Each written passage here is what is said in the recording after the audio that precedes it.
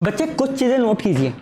अभी हमने पढ़ा था कि multiplication of a vector by a scalar, ठीक है बेटा। क्या पढ़ा था? Multiplication of a vector by a scalar.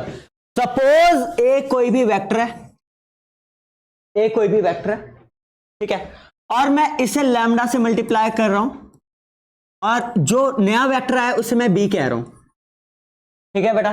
ठीक, बी जो वेक्टर होगा उसका मैग्नीट्यूड ए वेक्टर के लैम्डा टाइम्स होगा। पैरेलल होगा अगर लैम्डा पॉजिटिव है, एंटी पैरेलल होगा अगर लैम्डा नेगेटिव है, मतलब होगा तो कोलिनियर।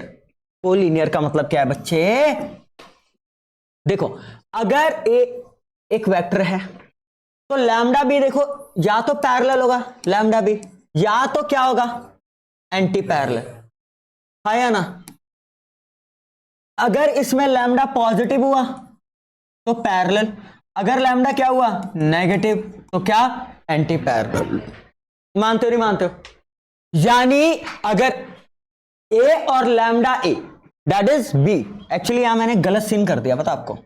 ये बी है which is equals to lambda A, ये बी है which is equals to lambda A, ठीक है, कोई दिक्कत वाली बातचीत नहीं है।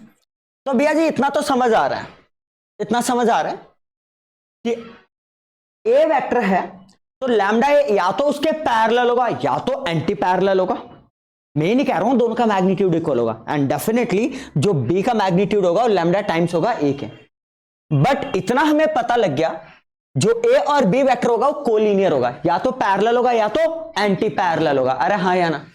हाँ या ना? कोई दिक्कत वाली बातचीत नहीं है। तो b is equals to lambda A, ठीक है बेटा, ठीक मेरे बच्चे, बहुत बढ़िया भैया। अच्छा, बी वेक्टर को अपन ना ऐसे लिख देते हैं, b1 आई कैप, b2 जे कैप, b3 ई कैप, ठीक है भैया जी। लैम्डा ए वेक्टर को अपन लिख देते हैं a1 आई कैप, a2 जे कैप, a3 के कैप, ठीक है भैया, ये भी क्लियर है, कोई दिक्कत वाली बातचीत नहीं है।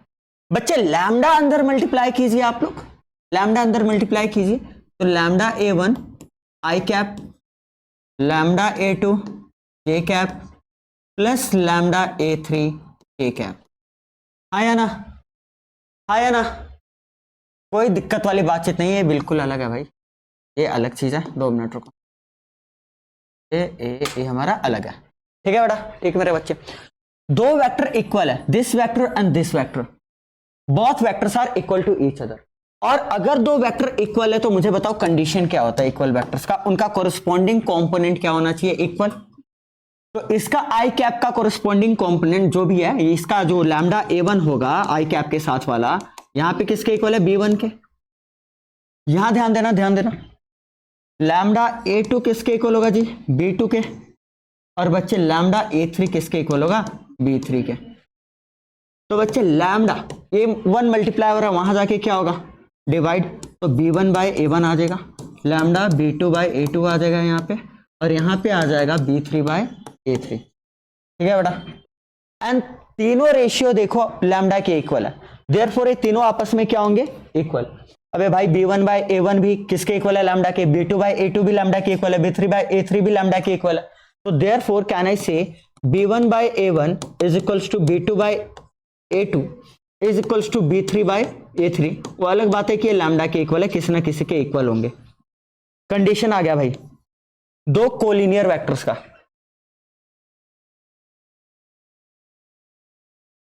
A and B will be collinear. दो वेक्टर्स यदि कोलिनियर है, इट मींस आइदर पैरेलल और एंटी पैरेलल, तो उनके कोरस्पॉन्डिंग कंपोनेंट्स का रेशियो क्या होगा? इक्वल, या उनका कोरस्पॉन्डिंग कंपोनेंट प्रोपोर्शनल होगा, ये भी कह सकते हो आप। समझ आया नहीं आया बेटा? समझ आया नहीं आया? क्वेश्चंस में यूज होगा, पहले बता रहा हूं, प्रीवियस ईयर क्वेश्चंस तक में यूज होगा, बहुत मजा आएगा, ठीक है जी, ठीक है, बढ़िया, कोई दिक्कत वाली बातचीत नहीं है भैया। तो आज आ गया, मजा आ गया, चलो ग्रेट, गुड, शाबाश। अब चलो भाई एक और नोट करते हैं, एक और चीज नोट करते हैं। दूसरा नोट है, कोई भी एक वेक्टर दे दिया गया, कोई भी एक क्या दे दिया गया बच्चे? Vector. Suppose a vector A ही ले लो आप, a1 आई कैप, a2 जे कैप, a3 के कैप, ठीक है भैया जी। अच्छा इसका मैग्नीट्यूड क्या होगा, कोई मुझे बताएगा इसका मैग्नीट्यूड क्या होगा? अब बोलोगे भैया रूट A1 का स्क्वायर, A2 का स्क्वायर और A3 का स्क्वायर। कोई दिक्कत वाली बातचीत नहीं है। शाबाश बेटा शाबाश। अब देखो शांति से, आपको एक चीज पता था कि अगर मैं उनके कोरस्पॉन्डिंग कंपोनेंट्स को उसके मैग्नीट्यूड से डिवाइड कर देता हूं तो डायरेक्शंस कोसाइंस आता है। ये पता है ना आपको, ये पता है ना, कोई दिक्कत वाली बातचीत नहीं ना। अच्छा मुझे एक बात बताओ, यूनिट वेक्टर निकालना, ये कह लूं यूनिट वेक्टर निकालना, आप लोग भैया magnitude sorry vector divided by its magnitude, ठीक है भैया। तो मैग्नीट्यूड सबके नीचे आ जाएगा, that is A1 root A1 का स्क्वायर, A2 का स्क्वायर, A3 का स्क्वायर, आई कैप, ठीक है जी, I cap plus A2 divided by root A1 का स्क्वायर, A2 का स्क्वायर और A3 का स्क्वायर, एंड यहाँ पे J cap, I cap, J cap, फिर इससे भी डिवाइड होगा, that is A3 root A1 का स्क्वायर, A2 का स्क्वायर और A3 का स्क्वायर, और ये क्या होगा बच्चे हमारा K कैप। ये हमारा यूनिट वेक्टर आ गया। क्या आ गया? Unit vector. मुझे एक बात बताना, ये क्या कहलाते थे? Direction cosines, direction cosine. अगर ध्यान देना, अब ध्यान देना, और ये क्या कहलाते थे? Direction ratio. पता है ना, हियर A1 A2 और A3 है, वो क्या है जल्दी बताओ? डायरेक्शन रेशियोज है, क्योंकि वो डायरेक्शन कोसाइन के प्रोपोर्शनल है। अगर मैं डायरेक्शन कोसाइंस को इसके मैग्नीट्यूड से मल्टीप्लाई कर देता हूं तो नीचे वाले कट देंगे, ठीक है, तो ऊपर वाला आएगा। यानी सिंपल भाई, कोई भी चीज रटो मत। अगर आपने मेरा पिछला लेक्चर देखा है, स्टार्टिंग से देखा, तो आपको पता लग रहा होगा, मैं अच्छे से पता लग रहा होगा मैं किस बारे में बात कर रहा हूं। याद है डायरेक्शन रेशियो, डायरेक्शन कोसाइन कितना डिटेल में डिस्कस हुआ था, बहुत मजा आ गया था। तो भैया इतना पता लग गया कि कोई भी अगर हमें वेक्टर दिया है, कोई भी अगर हमें क्या दिया है? वेक्टर, तो बेटा उस वेक्टर के कोरस्पॉन्डिंग स्केलर कंपोनेंट्स क्या कहलाते हैं? उसके स्केलर कंपोनेंट्स क्या कहलाते हैं? डायरेक्शन रेशियो कहलाते हैं। अरे हाँ या ना? और भैया अगर मैं उस वेक्टर का यूनिट वेक्टर निकाल लूं, तो यूनिट वेक्टर के स्केलर कंपोनेंट्स क्या देंगे जल्दी बताओ? Direction cosine. ये क्या देंगे जल्दी बताओ? Direction cosine. तो भैया मान लो एक वेक्टर दे दिया हमें, आएगा प्रीवियस ईयर क्वेश्चन, बहुत सारे क्वेश्चंस है। एक चीज बताया जा रहा है, मैं बोल रहा हूं ना बेटा, मैं बोल रहा हूं ना, एक चीज बताया जा रहा है। बिलीव मी, ये जो भी चीजें ये मत सोचना ये काम नहीं आएगा। आपको वेक्टर दे देगा, आपको बोलेगा डायरेक्शन रेशियो और डायरेक्शन कोसाइन बताओ, 2 नंबर का क्वेश्चन दे देगा, ठीक है। तो भाई जो वेक्टर के स्केलर कंपोनेंट्स होंगे वो डायरेक्शन रेशियो होंगे, और अगर मैं उनके डायरेक्शन रेशियोज को उस वेक्टर के मैग्नीट्यूड से डिवाइड कर दूं तो क्या आ जाएगा? डायरेक्शन कोसाइन, ठीक है। या मान लो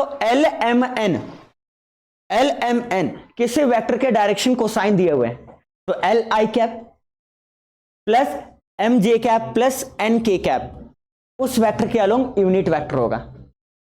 नहीं आया क्या समझ? इसका रिवर्स बोल रहा हूं मैं। अगर यूनिट वेक्टर दिया है तो स्केलर कंपोनेंट क्या होगा? डायरेक्शन कोसाइन, ठीक है। अगर डायरेक्शन कोसाइन दिया है तो IJ कैप K कैप लगा के क्या बना सकते हो? Unit vector. नहीं आ रहा क्या समझ? क्वेश्चन में अच्छे से आ जाएगा समझ, हाँ या ना बच्चे? प्रश्न तो बनते हैं भाई, 3-4 एग्जांपल्स नकली से फेंक के मारते हैं, अंदर आगे बढ़ेंगे। इस चैप्टर में पूरे नंबर आ जाएंगे अगर तुमने एक भी पॉइंट को मिस नहीं किया। एक भी पॉइंट को मिस किया या तो तुम MCQ में मार खा जाओगे, या 1-2 नंबर के क्वेश्चन में मार खा जाओगे, गारंटेड खा जाओगे मार। तो एक एक पॉइंट बहुत इंपॉर्टेंट है, ये हो गया था ना, ये हो गया था, ये हमने कर लिया था, बढ़िया। एग्जाम्पल 5, ओके, ले चलते हैं यार, इसको एक्सपोर्ट करते हैं। देखो इधर, here is the question, let A and B 2 vector दिया हुआ है, A और B 2 वेक्टर दे दिया, ठीक है भाई, कोई दिक्कत वाली बातचीत नहीं है, घबराने वाली बात नहीं। A एक वेक्टर है, B एक वेक्टर है। Is magnitude of A is equals to magnitude of B, are the vectors A and B equal. सबसे पहले प्रश्न का उत्तर देंगे भाई हम सब। भैया जी ए का मैग्नीट्यूड निकालो। अरे हमें पता है रूट में कोरस्पॉन्डिंग स्केलर कंपोनेंट्स का स्क्वायर करके ऐड कर दो, हाँ या ना। कितना आ जाएगा रूट में 5। और भैया जी बी का मैग्नीट्यूड देखो, बी का मैग्नीट्यूड देखो, तो यहां 2 का स्क्वायर प्लस 1 का स्क्वायर, ये भी कितना आ जाएगा रूट में 5। बिल्कुल yes, magnitude of A is equals to magnitude of B, no doubt, got it. But now listen, यदि मैं कह रहा हूं क्या वेक्टर ए वेक्टर बी के इक्वल है, क्या वेक्टर ए वेक्टर बी के इक्वल है? अरे इक्वल वेक्टर कब होता है? जब उनके कोरस्पॉन्डिंग कंपोनेंट्स क्या होते हैं, ठीक है। तो यहां आई कैप का मतलब कोफिशिएंट 1 है और यहां पे 2 है, क्या दोनों इक्वल होगा? अब भाई मैग्नीट्यूड इक्वल होने से जरूरी है वेक्टर इक्वल हो जाए? नहीं ना। जैसे यहां जे कैप का कोफिशिएंट 2 है और यहां जे कैप का 1 है, फिर क्या दोनों इक्वल है? नहीं ना। मतलब यहां 1 है तो यहां 1 होना चाहिए, यहां 2 है तो यहां भी 2 होना चाहिए, है ना। Clearly vector A is not equals to vector B. Vector A का मैग्नीट्यूड वेक्टर बी के मैग्नीट्यूड के इक्वल है, पर दोनों वेक्टर्स आपस में इक्वल नहीं है, एज देयर कोरस्पॉन्डिंग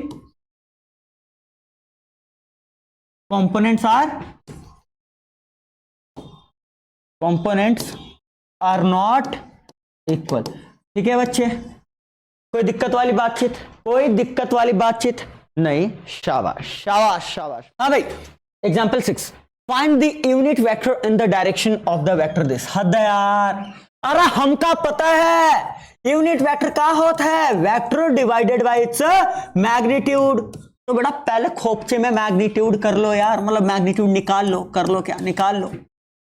अरे भैया मैग्नीट्यूड क्या होगा, 2 का स्क्वायर, 3 का स्क्वायर और 1 का स्क्वायर। कितना आ रहा है जल्दी बताओ, कितना आ रहा है? रूट 14। राइट और रॉन्ग? राइट। कोई दिक्कत वाली बातचीत नहीं, बहुत बढ़िया। बोला किसने? बोला therefore unit vector in the direction of vector a will be vector divided by its magnitude, that is 2i cap plus 3j cap plus k cap मेरे बच्चों divided by root 14, divided by root 14। ठीक है बेटा। अच्छा ज्यादा ये सबके नीचे भेज सकते हो आप, 2 root 14 i cap, 3 root 14 j cap, और यहां तो 1 ही है ना, 1 रूट 14 k cap। ये हमारा फाइनली क्या है, आंसर है। खत्म, टाटा बाय बाय। अगला भी बहुत अच्छा क्वेश्चन है, मतलब है तो डेफिनेटली बहुत आसान, बट स्टिल एक दो बारी तो करना पड़ेगा भाई, ताकि आपको पता लगे कि क्वेश्चनों को करना कैसे है। Find a vector in the direction of vector A that has magnitude 7 units. एक ऐसा वेक्टर अपन को फाइंड आउट करना है जिसका मैग्नीट्यूड कितने यूनिट्स हो, 7, पर उस वेक्टर का डायरेक्शन वही हो जो वेक्टर ए का है। बेटा वेक्टर ए का डायरेक्शन निकाल लो पहले। आप बोलोगे अरे यार भैया किसी वेक्टर का डायरेक्शन कैसे निकालते हैं? अरे बेटा इसका यूनिट वेक्टर ही उसका डायरेक्शन बताता है। किसी भी वेक्टर का जब आप यूनिट वेक्टर निकालते हैं तो उस वेक्टर का डायरेक्शन ही बताता है वो, क्योंकि उसका मैग्नीट्यूड तो खुद 1 होता है।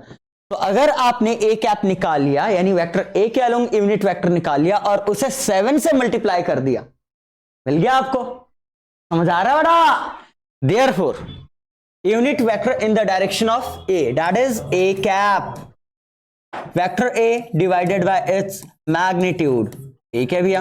अच्छा वेक्टर ए का मैग्नीट्यूड कितना हो जाएगा, रूट 5, 1 का स्क्वायर प्लस माइनस 2 का स्क्वायर, कितना हो जाएगा, root 5।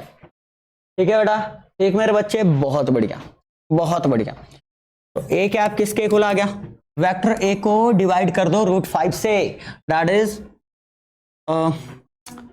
I cap minus 2j cap divided by root 5। Therefore required vector क्या होगा भाई? रिक्वायर्ड वेक्टर में क्या सीन था, ध्यान दो, उसका मैग्नीट्यूड 5 आए और डायरेक्शन ए कैप हो। ओ 7 दिया है क्या, तो हमें 5 कहां से सुझावे? तो रिक्वायर्ड वेक्टर क्या होगा, जिसका मैग्नीट्यूड कितना हो, 7 और डायरेक्शन वही हो जो ए का डायरेक्शन है, that is A cap, direction A cap हो। ये है आंसर। ठीक है, जब आप 7 से मल्टीप्लाई करेंगे that is 7 I cap minus 2 J cap divided bye √5। तो आप इसे ऐसे भी लिख सकते हैं या आप इसे अंदर मल्टीप्लाई करके लिख सकते हैं 7 बाय √5 आई कैप माइनस 14 बाय √5 जे कैप। कोई दिक्कत वाली बातचीत? कोई दिक्कत वाली बातचीत? भैया जी एग्जाम्पल 8 आ गया, ठीक है बबुआ, ठीक है। देखो, find the unit vector in the direction of the sum of the vector A and B. Oh my god, दो वेक्टर्स का सम भी एक नया वेक्टर होगा, तो पहले सम करके एक नया वेक्टर निकाल लो, फिर उस वेक्टर के अलोंग यूनिट वेक्टर निकालना है। घटिया क्वेश्चन है बेटा, घटिया क्वेश्चन है। We have to calculate first their sum, that is a plus B. अच्छा, कोरस्पॉन्डिंग कोफिशिएंट्स ऐड करते हैं, पता है ना बेटा, आई कैप वाला आई कैप के साथ, जे कैप वाला जे कैप के साथ, के कैप वाला के कैप के साथ। तो 2 आई कैप कितना हो जाएगा? 4 आई कैप। वहां है 2 जे कैप 1 जे कैप, कितना हो जाएगा? 3 जे कैप। वहां है -5 के कैप, यहाँ +3 के कैप, तो ओवरऑल कितना हो जाएगा? -2 के कैप। अरे -5 +3 -2 ना होता है। अच्छा, इसे एक नया वेक्टर मान लो, इसे सी वेक्टर मान लो, से या लेट, क्योंकि बारी बारी में a plus B a plus B लिखूंगा, मजा नहीं आएगा कुछ। ठीक है, अच्छा एक काम करो, इसके लिए हमने यूनिट वेक्टर निकालना है। ठीक है, तो पहले c का मैग्नीट्यूड तो निकालो। अगर मैं c की बात कर रहा हूं, that is I am talking about a plus B, got it? Okay भैया जी, 4 का स्क्वायर कितना होगा? 16, 3 का कितना होगा? 9, -2 का कितना हो जाएगा? 4, तो कितना आ गया? √29 यूनिट्स। ठीक है, बढ़िया। देयरफॉर रिक्वायर्ड यूनिट वेक्टर किसके इक्वल होगा भाई? किसके इक्वल होगा? C cap is equal to vector C divided by vector C का मैग्नीट्यूड। अच्छा, वेक्टर सी को इसके मतलब √29 से डिवाइड कर दो, काम खत्म है, टाटा है, bye bye. 4 by √29 I cap plus 3 by √29 J cap -2 by √29 K cap. This is our required answer. घटिया है बिल्कुल। अरे मजा आ रहा है, नहीं आ रहा है? Example 9, right the direction ratios of vector A and hence calculate direction cosines. बोला था ना मैंने, जलवा हमारा यार, तुम खामोखा बात कर रहे हो।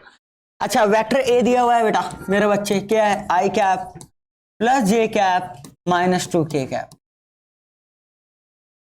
तो मेरे बच्चे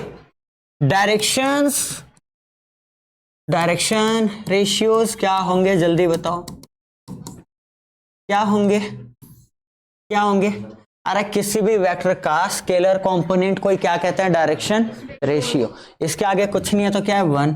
जे कैप के आगे 1 एंड के कैप के आगे -2। और जब आप डायरेक्शन रेशियोज को वेक्टर के मैग्नीट्यूड से डिवाइड कर देते हैं, तो क्या आ जाता है बच्चे? Direction cosine. Very good. तो पहले आप वेक्टर का मैग्नीट्यूड भी निकाल लो। और भैया जी 1 का स्क्वायर 1, 1 का स्क्वायर 1, -2 का 4, कितना आ जाएगा? √6। Therefore direction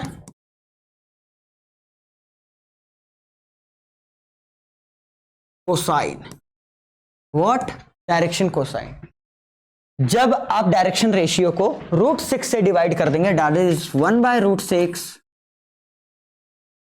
1 by √6 and -2 by √6।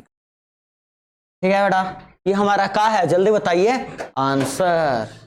Vector joining 2 points, या इस चीज को कहते हैं डिस्प्लेसमेंट वेक्टर। और भैया कहना क्या चाहते हैं इधर? बताते हैं बेटा मेरे बच्चे, बताते हैं। काहे टेंशन ले रहे हो? ये हमारा y एक्सेस है, ये हमारा x एक्सेस है, और यहाँ हमारा z एक्सेस है सपोज। ठीक है, अच्छा 2 पॉइंट है जी। एक पॉइंट A है और इसका क्या है कोऑर्डिनेट? x1, y1, z1। और दूसरा पॉइंट क्या है? B, ये x2, y2, z2। ठीक है, ठीक है। मुझे बताइए मेरे बच्चों, मुझे बताओ, ये हमारा ओरिजिन है, ए का पोजीशन वेक्टर क्या होगा? अरे भैया ओरिजिन को सीधा मिला दो ए से, P का पोजीशन वेक्टर क्या होगा, ओरिजिन को सीधा मिला दो B से। हाँ या ना, क्या गलत बोल रहे हैं हम? नहीं, शाबाश। A position vector of A and position vector of B. Suppose मैं पॉइंट ए से बी जा रहा हूं या पॉइंट बी से ए आ रहा हूं। सपोज मैं ए से बी जा रहा हूं, suppose I am going from point A to point B and this is called the displacement vector A B, vector joining two points. ठीक है, इट ऑल डिपेंड्स कि you are going from A to B और B to A, although their magnitude will be same because the distance between A and B or B and A are equal। A to B जाओ या B to A जाओ, distance तो equal है ना, magnitude में equal है, but direction अलग हो जाएगा, वेक्टर अलग हो जाएगा। तो अगर मैं A से B जाता हूं या B से A जाता हूं तो इस वेक्टर को कहा जाता है डिस्प्लेसमेंट वेक्टर। क्या कहा जाता है, जल्दी बताओ? Displacement vector. ठीक है मेरे बच्चे, ठीक मेरे बच्चे, बहुत है बढ़िया भैया, बहुत है बढ़िया, कतई जहर। मुझे आप एक बात बताइए, अब एक डिस्प्लेसमेंट वेक्टर निकाल कैसे सकते हैं? भाई ट्रायंगल लो लगा दो यार, ट्रायंगल लो लगा दो, हद है, मतलब पता है घटिया क्वेश्चन है। ट्रायंगल लॉ में हम, अगर हमारा लेक्चर आप देखे हैं तो हम आपको बताए हैं कि रिजल्टेंट कौन होता है, जिसके टेल पे टेल हो और हेड पे हेड हो। कौन निकला भाई? ओ बी निकला। कौन निकला? ओ बी, यानी ओ बी बाकी दो के सम के इक्वल होगा, that is O A plus A B. आया ना, आया ना बेटा? ए बी किसके इक्वल हो जाएगा? ओ बी माइनस ओ ए। अरे प्लस हो रहा है, वहां जाके क्या हो गया? Minus. Do you know what the hell is O B? O B है क्या? या what the hell is O A? ओवे है क्या? ओवे क्या है? ओबी क्या है? और भैया ओ है position vector of point A और ओबी क्या? Position vector of point B. और उसको डायरेक्ट कैसे लिखते हैं? जैसे x1 I cap plus y1 J cap plus z1 K cap. क्या गलत बोल रहे हैं हम? तो ओबी क्या होगा? x2 I cap y2 J cap Z2 ये क्या? हाँ या ना बच्चे? हाँ या ना? कोई दिक्कत वाली बातचीत? कोई दिक्कत वाली बातचीत नहीं। दैट इज ए बी किसके इक्वल होगा? O B, that is x2 I cap y2 J cap z2 K cap minus O है, that is x1 I cap y1 J cap z1 K cap. हाँ या ना बच्चे? हाँ या ना?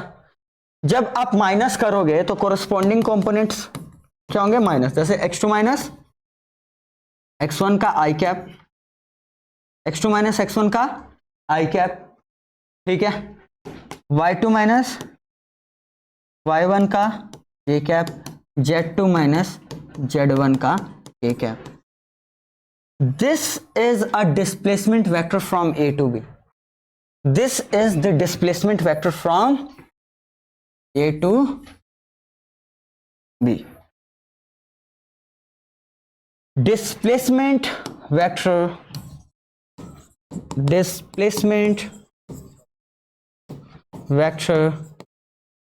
from point A to B, or you can say this is a vector which is joining point A to B, point A to B, point A को B से join कर रहा है। हाँ या ना? कोई दिक्कत वाली बातचीत? लिसन केयरफुली भैया श्री, यहां पे आपको समझ रहे हैं कि डिस्प्लेसमेंट वेक्टर है, ये चीज ध्यान देना। ये चीज है क्या? ये चीज क्या चीज है? इसको बहुत अच्छे से सजा कर थोड़ा सा, ये चीज है क्या? Displacement vector from A to B. A किसके इक्वल है? O B minus O A, position vector of B minus position vector of A. आप ए से बी गए तो position vector of B minus position vector of A. आप P से Q जा रहे हैं, P Q, position vector of Q minus position vector of P. आप एम से एन जा रहे हैं, final minus initial, position vector of final point minus position vector of initial point. Therefore in general अगर मैं लिखूं कि भाई हमें तो डिस्प्लेसमेंट वेक्टर निकालना है from point A to B, तो भाई पोजीशन वेक्टर को मैं पीवी लिखूंगा, पहले बता रहा हूं। Position vector of point P minus position vector of A. ठीक है बेटा, ठीक मेरे बच्चे, कोई दिक्कत वाली बातचीत? And this is the common sense actually. If I'm talking about position vector of B, guaranteed this vector will be from origin to B because this is position vector. ठीक है, एंड अगर मैं A के position vector की बात करता हूं, समझ आ रहा है नहीं आ रहा है, तो क्या होगा? ओ ए, ओरिजिन से A को मिला दो। कोई शंका इसमें बेटा? कोई शंका मेरे बच्चे? नहीं, वेरी गुड भैया, कतई जहर, मजा आ गया। और भैया वो सब तो ठीक है, बहुत हो गया, वो सब तो ठीक है, सब कुछ बता दिया आपने, कोई दिक्कत वाली बातचीत नहीं रही। अरे रुको जरा, सब कुछ कहां बता दिया भैया? ए बी वेक्टर आ गया, डिस्प्लेसमेंट वेक्टर आ गया, ठीक है, वेक्टर ज्वाइनिंग 2 पॉइंट्स आ गया, इसका मैग्नीट्यूड निकालना। आप बोलोगे क्या भैया मजाक कर रहे हो क्या? इसके कोरेस्पोंडिंग कोफिशिएंट्स का स्क्वायर कर देंगे रूट के अंदर, काम खत्म। That is if I want to calculate magnitude of A B, तो ये किसके इक्वल आएगा जल्दी बताओ? कोरेस्पोंडिंग कंपोनेंट्स का स्क्वायर, x2 माइनस x1 का स्क्वायर, हाँ या ना? y2 माइनस y1 का स्क्वायर। अरे समझ आ रहा है? z2 माइनस z1 का स्क्वायर, स्केलर कंपोनेंट्स का रूट के अंदर स्क्वायर करके सम कर दो। अरे भैया तो बहुत मजा है, काफी रिलेटेबल है। कैसे?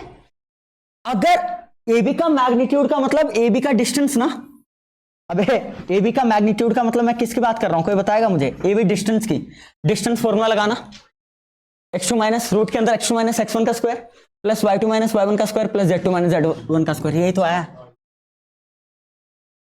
महसूस कर पा रहे हो? जो पढ़ रहे हो वो होना चाहिए, समझ रहे हो नहीं समझ रहे हो बेटा? Example 10, find the vector joining the point P and Q directed from P to Q।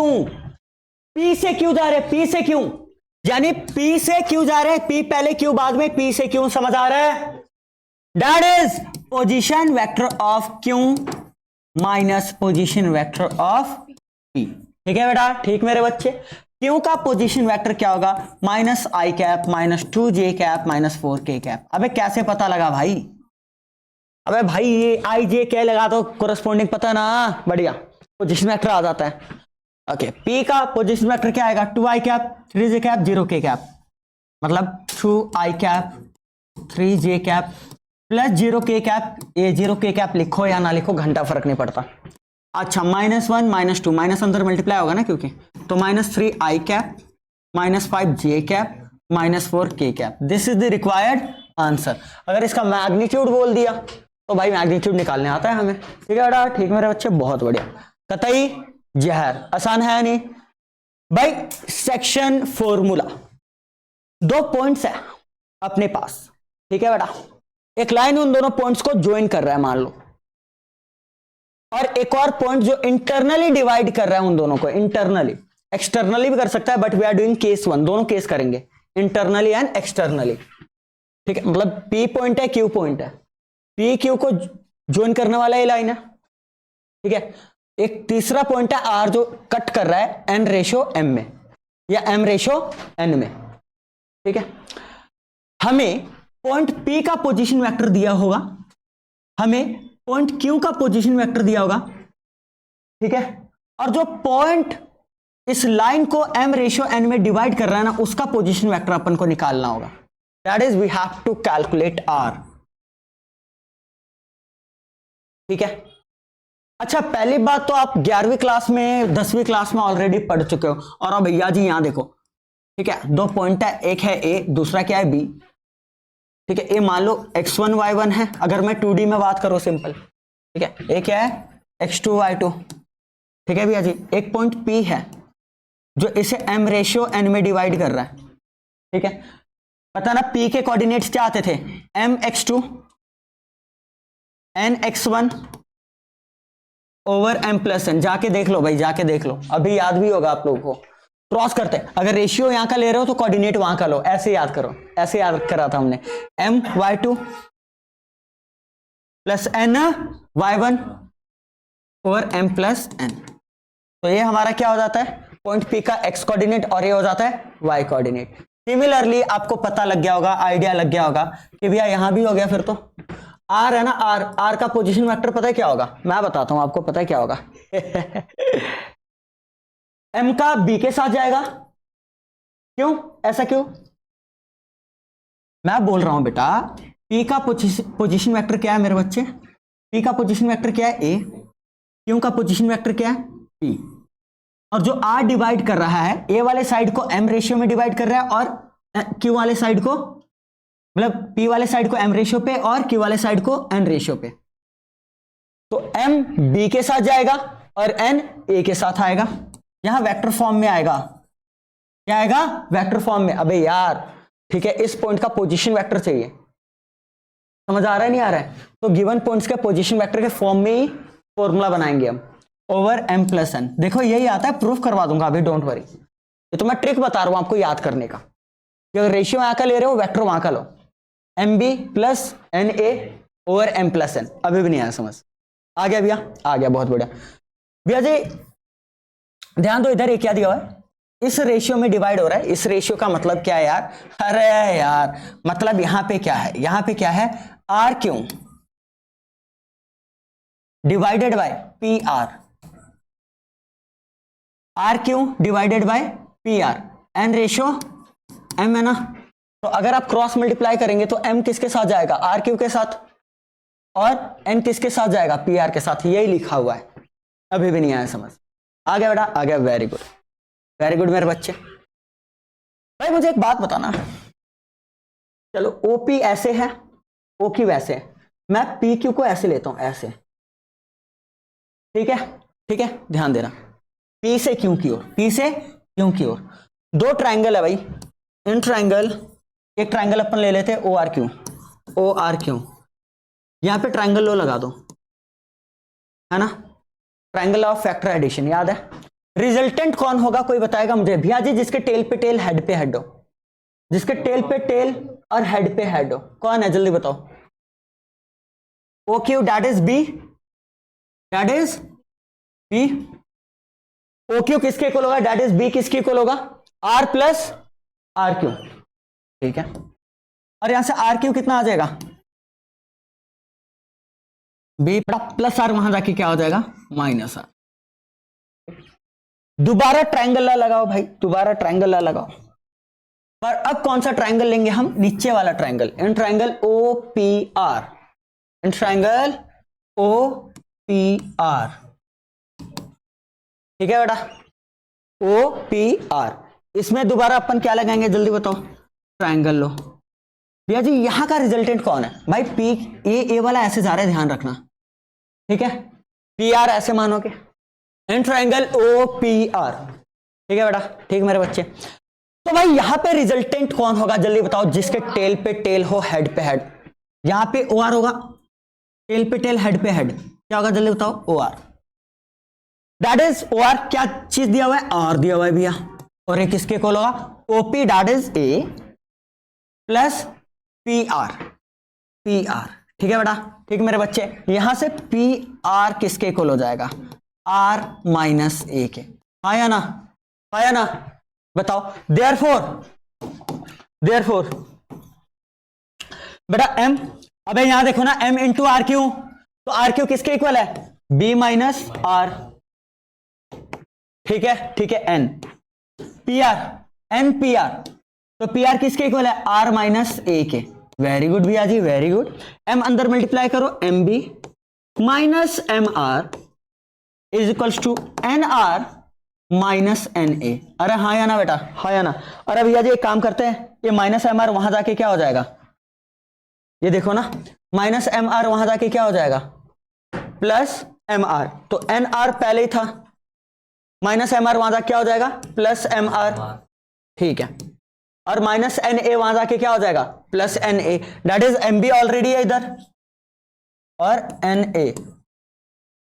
अच्छा आर कॉमन लो, तो एम प्लस एन, और ये हो जाएगा M B plus N A. अच्छा ये मल्टीप्लाई हो रहा है, वहां क्या हो जाएगा, divide M B plus N A divided by m plus n। हो गया भाई। तो बड़ा सब चीज का प्रूफ है, ये कोई भी चीजें ऐसे नहीं आप पढ़ते हो ना। अगर मैं आपको ऑलरेडी ऐसे बता देता क्वेश्चन तो हो जाता है, पर थोड़ा सा आपने समय दिया है ना, कॉन्सेप्चुअल क्लियरिटी आई, हमने खुद बनाया ये चीज, ट्रिक तो मैंने आपको बता ही दिया। सिमिलरली बच्चे यहां देखो, केस 2 की यदि मैं बात करता हूं, एक्सटर्नली की, किसकी? Externally. Case 2, when R divides P Q externally. अब यार एक्सटर्नली कैसे कोई डिवाइड करता है, हद है यार। अरे बेटा 2 पॉइंट है, मान लो ए और बी, और इसको एक लाइन ज्वाइन कर रहा है, समझ आ रहा है क्या? समझ आ रहा है क्या? ठीक है, तो कोई पॉइंट बीच में नहीं है, कहीं बाहर है, तो इसको आगे आगे आप एक्सटेंड कर सकते हो। आर अब यहां पे, समझ आ रहा है? समझ आ रहा है? अच्छा, ये वाला रेशियो पूरा m है और ए वाला रेशियो पूरा क्या है? n। ये वाला सीन है इधर, और ये आपको फॉर्मूला ऑलरेडी पता है, सेम चीज होता है, बस माइनस आता है बीच में। बीच में क्या आता है बच्चे? माइनस। तो बड़ा पहले बता रहे हैं, यहां देखो, यानी इसका पोजीशन वेक्टर दैट इज क्या है बच्चे? क्या है? आर। तो आर क्या होगा? यानी जब कोई पॉइंट दो पॉइंट को एक्सटर्नली डिवाइड करे तो उस पॉइंट का पोजीशन वेक्टर क्या होगा in terms of position vector of these two points. समझ आ रहा है? P का पोजीशन वेक्टर A है, ध्यान दो थोड़ा, P का पोजीशन वेक्टर क्या है? A। ठीक है बेटा, और P से R जहां पे डिवाइड कर रहा है वो M रेशियो है, और Q से क्या है? N रेशियो है। तो ध्यान दो, दैट इज M A के साथ है, तो M A से मल्टीप्लाई नहीं होगा, M किससे मल्टीप्लाई होगा? B से। M B से मल्टीप्लाई होगा, समझ आ रहा है? हाँ डेफिनेटली M किससे मल्टीप्लाई होगा? B से। ठीक है, कोई दिक्कत वाली बातचीत नहीं। यहां आएगा माइनस का साइन, भाई प्लस का साइन नहीं आता। और भाई इसका प्रूफ तो होमवर्क है, तुरंत हो जाएगा भाई, तुरंत हो जाएगा, पता लग गया होगा। ट्रायंगल ला लगाओ, कौन सा ला लगाओ? ट्रायंगल। भाई एक बार ये वाला ट्रायंगल लो, ठीक है? ठीक है, अरे हाँ या ना बोलो। दूसरी बारी ये वाला। अच्छा, इस रेशियो का मतलब क्या है बच्चे? इस रेशियो का मतलब क्या है? इस रेशियो का मतलब है पी आर, पी से R divided by P Q, और वो किसके इक्वल है? M by N.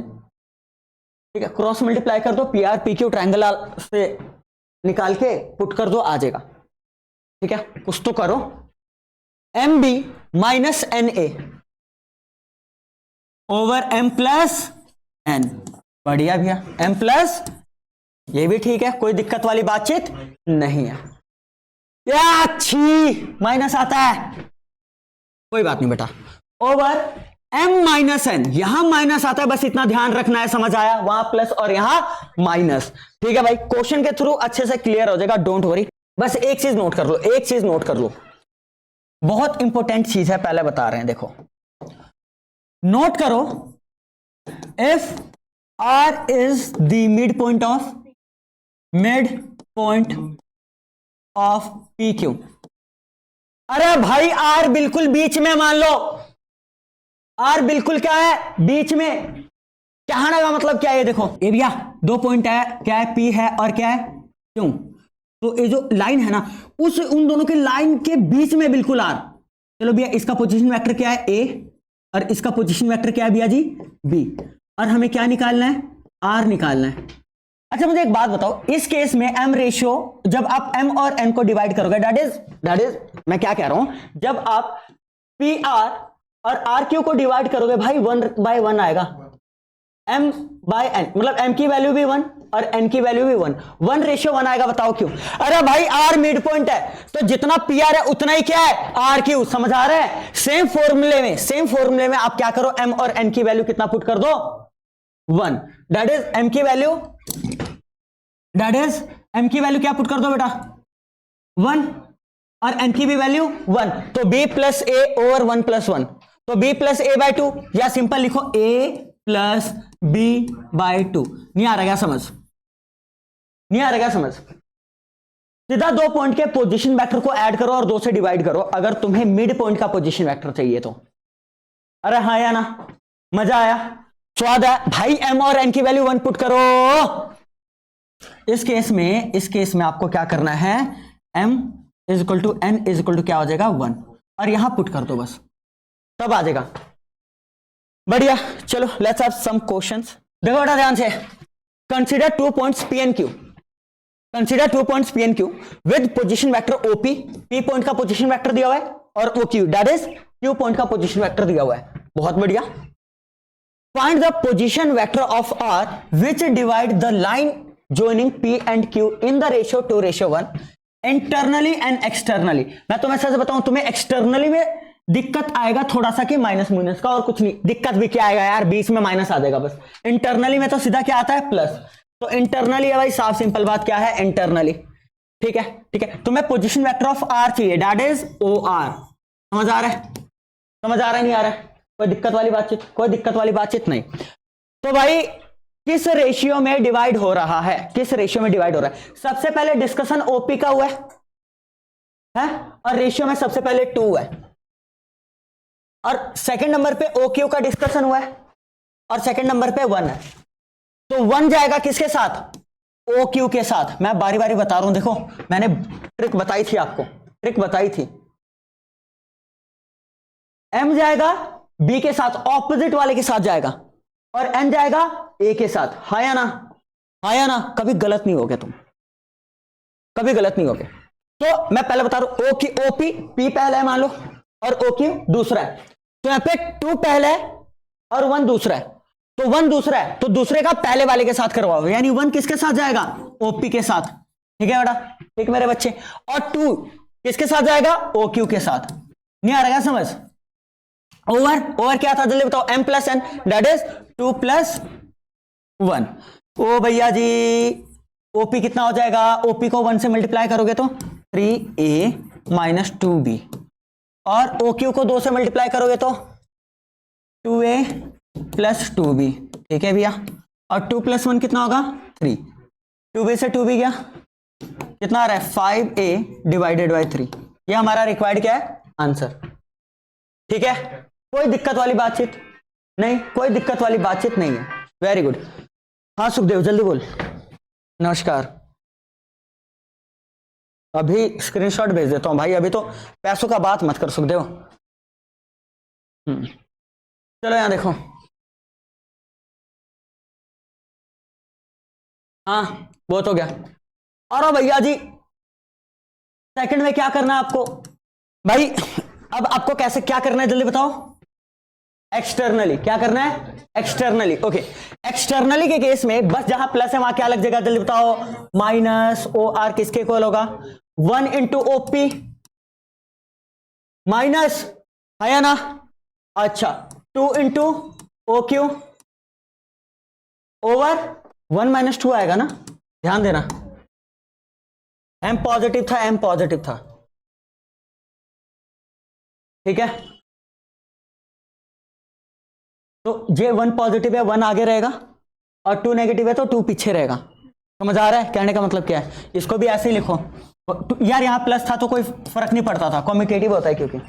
अच्छा, ताकि आपको कंफ्यूजन ना हो बच्चे, आपको कंफ्यूजन ना हो, यानी कि सिंपल क्वेश्चन करवा दिया, ऐसा नहीं होना चाहिए। भैया जी ओपी को 1 से मल्टीप्लाई करो तो ये आएगा 3a - 2b। यहां पे सीन पड़ेगा, ओक्यू से 2 मल्टीप्लाई नहीं हो रहा है, -2 मल्टीप्लाई हो रहा है, दैट इज -2a - 2b। ठीक है, अच्छा 1 - 2 - 1 आएगा, बढ़िया। ओ आर किसके इक्वल आएगा, a - 4b / -1, माइनस ऊपर भेजो भाई, 4b - a। कोई डाउट इसमें, कोई डाउट? 12वां एग्जाम्पल, लास्ट एग्जाम्पल है आज के लेक्चर का, इस क्लास का। Show that the point A B C are vertices of right angle triangle. अब यार साफ सिंपल बात, साफ सिंपल बात कि आपको पता है एक ट्राइंगल के 3 वर्टिसेस होते हैं। ठीक है, मान लो ए है, बी है, सी है। ठीक है, अगर आपको ये पता करना है कि ये राइट एंगल ट्राइंगल है नहीं, तो आपको पाइथागोरस के लिए चेक करना पड़ेगा। एक डॉट प्रोडक्ट का भी तरीका होता है, पर वो अभी आप पढ़े नहीं हो, तो मैं अभी करवा नहीं सकता आपको। ठीक है, पहले आप ए बी निकाल लो बेटा, ए बी पता नहीं कैसे निकालोगे, B - A, position vector of B - position vector of A. Same B C निकालो, फिर सी ए निकालो, इनके मैग्नीट्यूड निकालना। क्या निकालना, मैग्नीट्यूड। जैसे ए बी निकालोगे तो ए बी का मैग्नीट्यूड निकालना, सेम बीसी का मैग्नीट्यूड निकालना, और सेम किसका मैग्नीट्यूड निकालना, सीए का। और देखना किसी एक साइड का स्क्वायर बाकी दो साइड्स के स्क्वायर का सम के इक्वल आ रहा है नहीं आ रहा है, अगर ऐसा होता है तो पाइथागोरस थ्योरम सेटिस्फाई कर रहा है, यानी वो राइट एंगल ट्रायंगल है।